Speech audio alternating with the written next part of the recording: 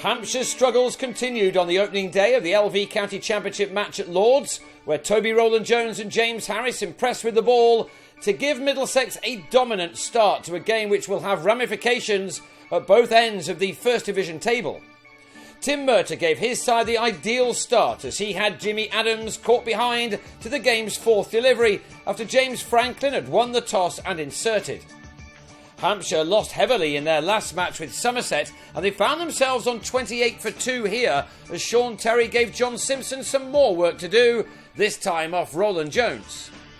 Michael Carberry is struggling for runs at the moment and on 15 here after a long delay because of rain, he was LBW to Rowland-Jones playing no shot, ending an innings of 70 minutes which had no real fluency to it.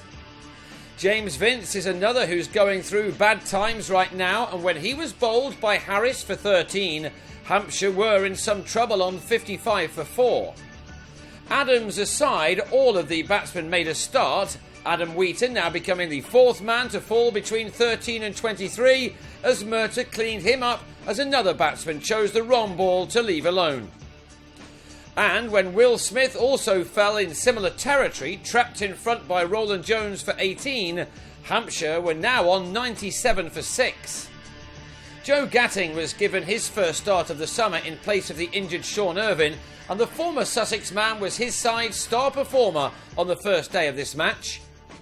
How Gareth Burr would have loved to have returned to Lords to show what his former county had let go, but on 10 he was brilliantly held by Nick Compton in the gully as Rowland-Jones grabbed his fourth wicket. Gatting now had a lot to do with the tail to try to get his side to some kind of competitive total.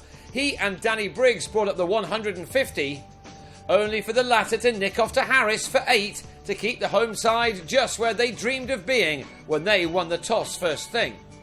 Gatting showed just what was possible on this green-tinged pitch.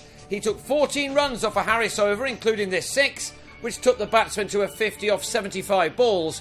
Without Gatting, Hampshire may well have been out of this game already. Even with him, they are in an awful lot of trouble against a team which needs a win here to keep the pressure on those above them in the table. Harris now finished off the innings in a hurry. He bowled Brad Wheel for 3, and his 49th first-class wicket of the summer came when he had last man Jackson Bird held in the slips by Ollie Rayner, even though the bowler initially went up for an LBW. Harris had 4 for 48, Rowland-Jones 4 for 60, as Hampshire were all out for 176 in spite of Gatting's unbeaten 64.